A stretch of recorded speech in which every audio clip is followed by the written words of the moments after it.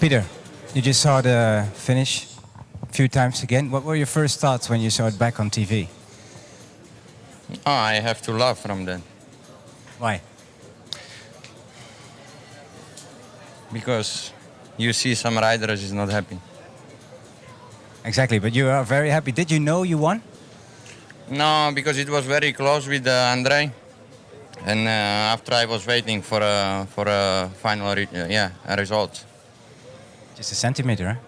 Yeah, I'm very happy for that because it was another time like very good timing. It was a headwind finish, and yeah, I had a little bit problem with the Marba.